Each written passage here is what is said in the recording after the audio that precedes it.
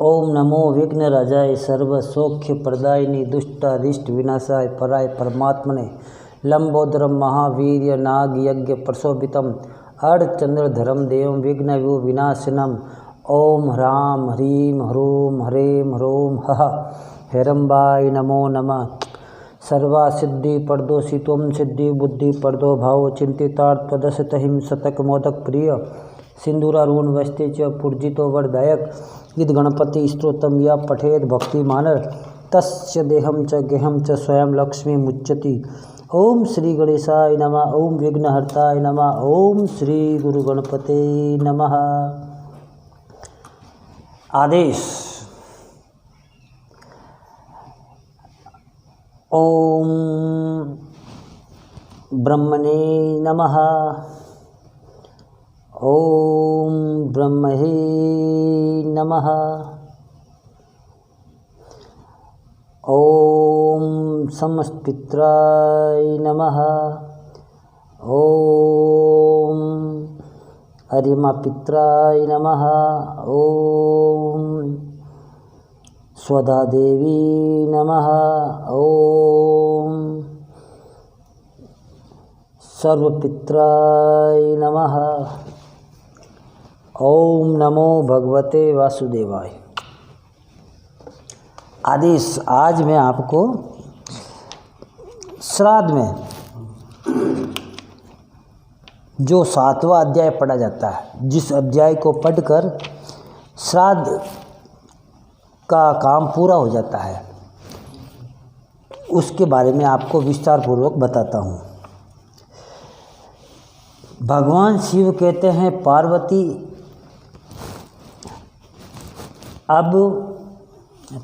अब मैं 7वें अध्याय का महात्म्य बताता हूँ, जिसको सुनकर कानों से अमृत राशि भर जाती है।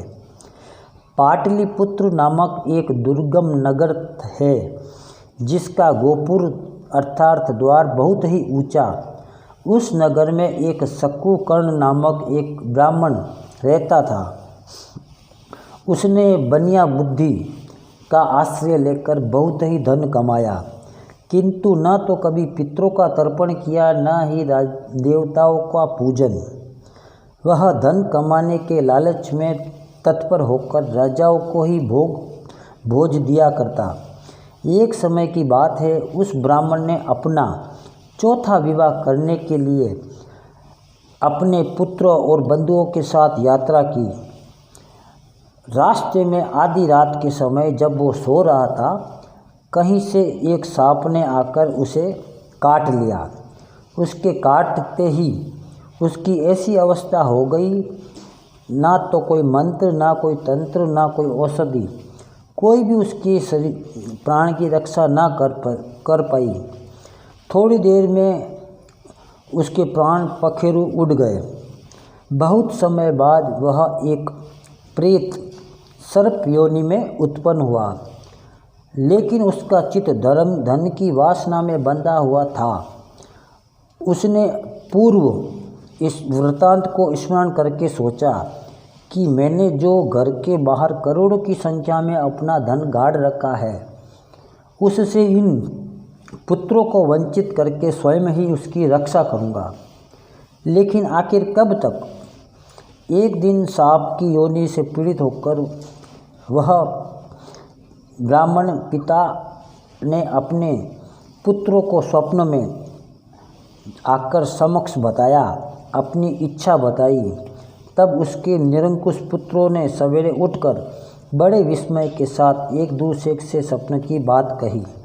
उनमें से मझला पुत्र कुदाली लेकर घर से निकला, जहाँ पे उसके पिता सांप की योनि धारण करके रहते थे, उस स्थान पे गया और अंदाजे से ठीक ठाक पता तो नहीं था, फिर भी सांप की बॉबी के पास पहुंचकर बॉबी को खोजना आरंभ किया।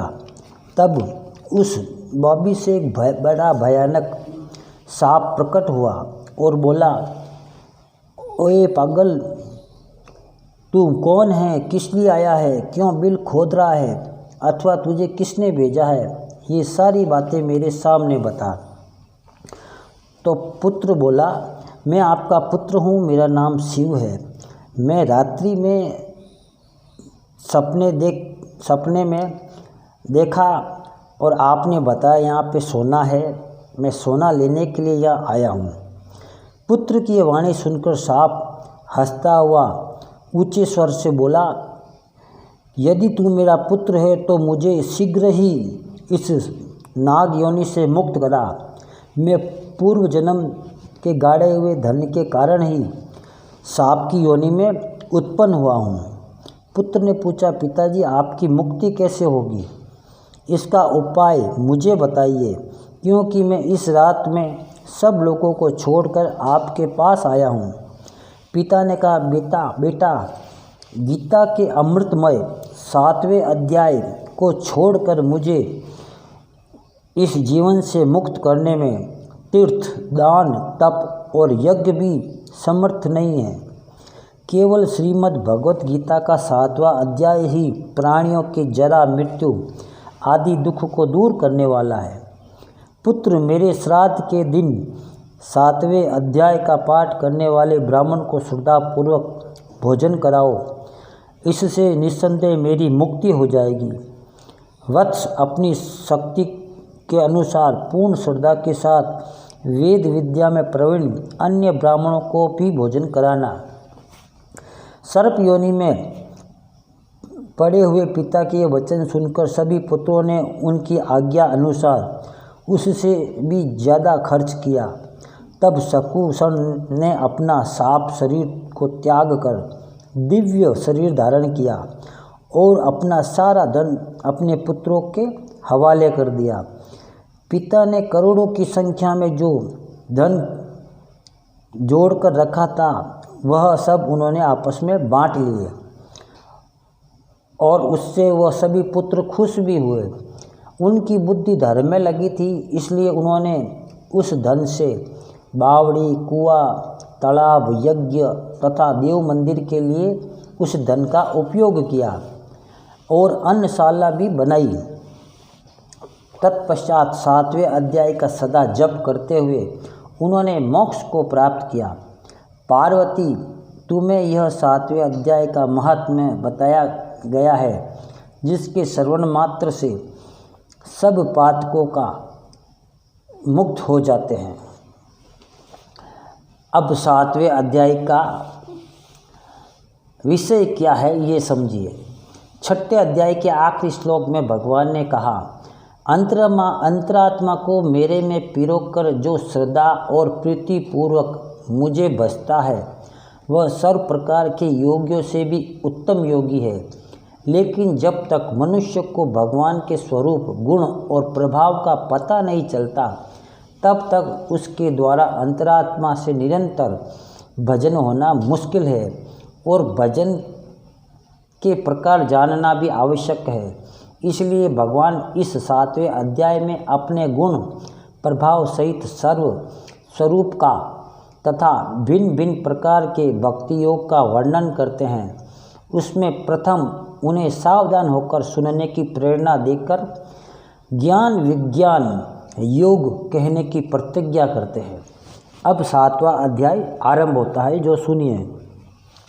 श्री भगवान बोले, हे पार्थ, अनन्य प्रेम से मुझ में जो आसक्त चित्त होकर अनन्य भाव से प्रेम करते हुए मेरे प्राण होकर योग में लगा हुआ, तू जिस प्रकार से संपूर्ण विभूति, बल, ऐश्वर्य गुणों से युक्त सबके आत्म रूप को मुझको संशय रहित जानेगा, उसको सुन।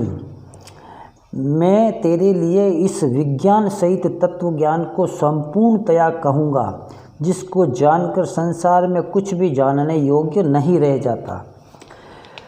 हजारों मनुष्यों में से कोई एक इंसान ही मेरी प्राप्ति के लिए कोशिश करता है और उन कोशिश करने वाले योगियों में भी कोई एक ही मेरे परायण होकर मुझको तत्व से जानता है। पृथ्वी, जल, अग्नि, वायु, आकाश, मन, बुद्धि और अहंकार, इस प्रकार के ये 8 प्रकार से विभाजित मेरी प्रकृति है। यह 8 प्रकार के भेदों वाली अपरा अर्थात मेरी जड़ प्रकृति है। और हे महाभाव, इससे दूसरी को, जिसको ये संपूर्ण जगत धारण किया जाता है, मेरी जीव रूपा परा अर्थात चेतन प्रकृति आत्मा जान।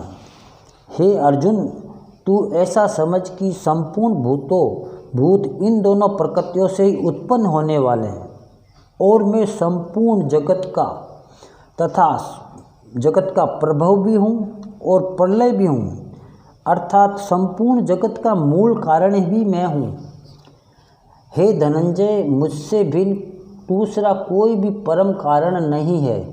ये संपूर्ण जगत मोतियों के भांति एक दूसरे के द्वारा मुझ में गुथा हुआ है।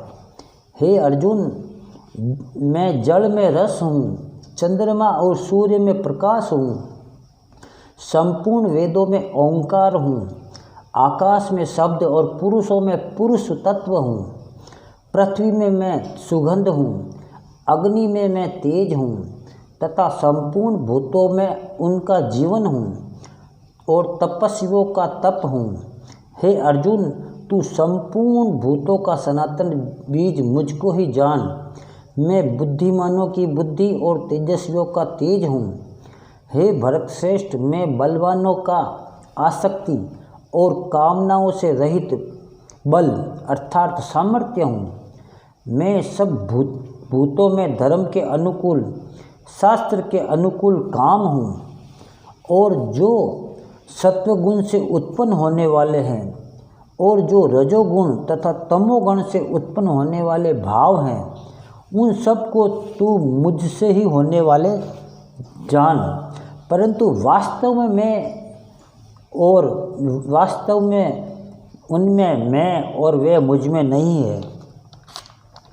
गुणों के कार्य रूप सात्विक, राजस और तामस, इन तीनों प्रकार के भावों से यह सारा संसार प्राणी समुदाय मोहित हो रहा है।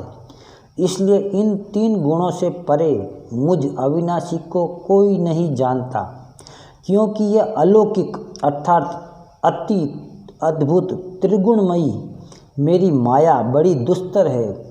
परंतु जो पुरुष केवल मुझको निरंतर भजते हैं, वे इस माया का उल्लंघन कर जाते हैं अर्थात संसार सागर से तर जाते हैं। माया के द्वारा जिनका ज्ञान हरा जा चुका है, ऐसे आसुर स्वभाव को धारण किए हुए मनुष्यों में नीच दूषित कर्म करने वाले मूढ़ लोग मुझको नहीं भजते। हे भरतवंशियों में श्रेष्ठ अर्जुन, उत्तम कर्म करने के लिए अर्थार्थी, जो अर्थ को समझने वाला, आर्त जो अंतरात्मा से मुझे पुकारता हो, जिज्ञासु जो मेरे बारे में जानना चाहता है, और ज्ञानी जो मुझे अच्छी तरह से तत्व से जानता है, ऐसे 4 प्रकार के भक्त मुझको भजते हैं। उनमें से नित्य मुझ में एक ही भाव अर्थात मैं और भक्त एक ही हैं, एक ही भाव से स्थित अनन्य प्रेम भक्ति वाला ज्ञानी भक्त अति उत्तम है, क्योंकि मुझको वह तत्व से जानने वाला है। ज्ञानी को मैं अत्यंत प्रिय हूँ और वह ज्ञानी मुझको अत्यंत प्रिय है। ये सभी उदार है, परंतु ज्ञानी तो साक्षात मेरा ही स्वरूप है, ऐसा मेरा खुद का मानना है, क्योंकि वह मदगत मन बुद्धि वाला ज्ञानी भक्त अति उत्तम गति स्वरूप मुझ में ही अच्छी प्रकार से स्थित है। परंतु जन्मों के अंत के समय तत्वज्ञान को प्राप्त कर पुरुष सब कुछ वासुदेव ही है, इस प्रकार मुझको बसता है, वह महात्मा अत्यंत दुर्लभ है। उन भोगों की कामना के द्वारा जिनका ज्ञान हरा जा चुका, वे लोग अपने स्वभाव से प्रेरित होकर उस नियम को धारण करके अन्य देवताओं को भजते हैं। अर्थात जो सकाम भक्त जिस देवता के स्वरूप को श्रद्धा से पूजना चाहता है, उस भक्त की श्रद्धा को मैं उसी देवता के प्रति स्थिर करता हूँ। अर्थात जैसे मैं बाबा काल भैरव की आराधना करता हूँ तो वह परमात्मा मेरी श्रद्धा बाबा काल भैरव में स्थित करता है।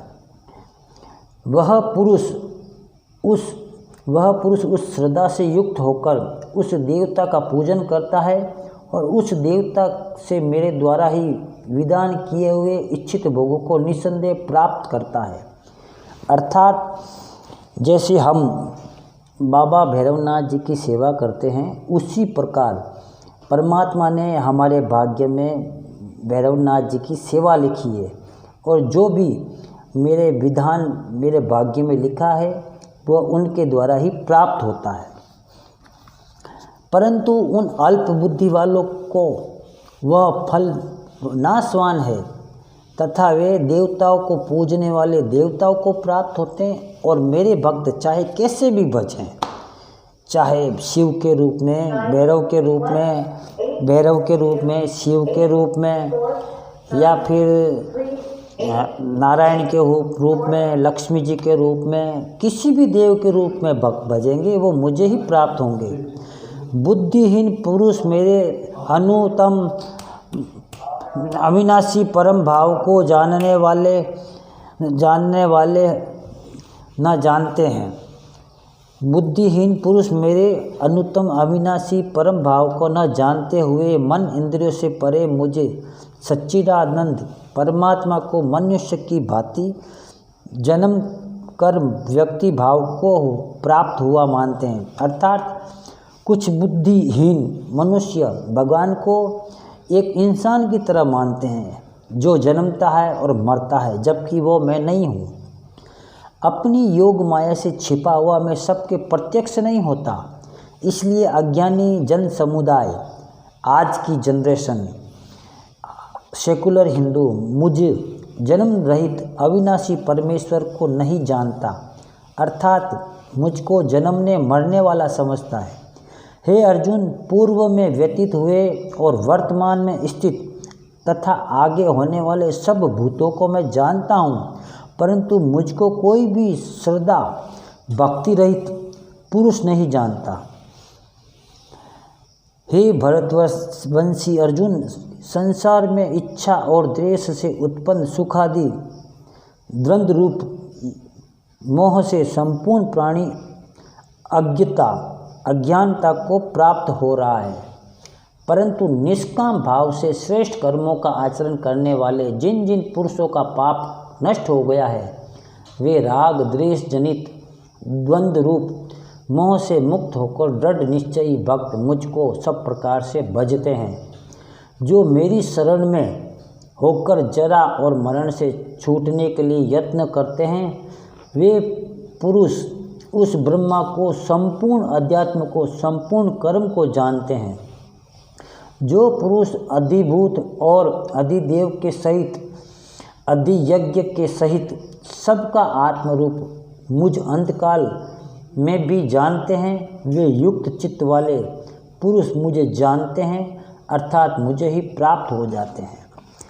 इस 7वें अध्याय का पाठ करके हाथ में जल लेकर अपने पितरों के नाम लेकर, अगर पितृ नहीं जाने हैं तो पितरों के लिए सिर्फ 4 मंत्र बोलें। ओम समस्त पित्राय नमः, ओम पितृदेवताय नमः, ओम अरिमा पित्राय नमः, ओम स्वदा देवी नमः। हे समस्त पितृदेव, आज जो मैंने भगवत गीता का 7वां अध्याय पढ़ा है, सुना है, समझा है, उस पाठ से जो भी मुझे फल प्राप्त होता है उस फल को मेरे पितरों को प्रदान करना। और ऐसा कह के जड़ जमीन पे छोड़ दे तो आपके पितरों को इस 7वें अध्याय का फल प्राप्त होगा और वह आपको आशीर्वाद देंगे। उसके साथ आपके पास जो भी सामग्री है वह भी अपने पितरों के निर्मित आप श्रद्धापूर्वक कौओं को, चींटियों को, ब्राह्मण देवता को, गाय गौ माता को प्रदान कर सकते हैं। आपके पितृ तृप्त होकर आपके जीवन में खुशियाँ प्रदान करेंगे। जय श्री काल भैरव। आदेश आदेश।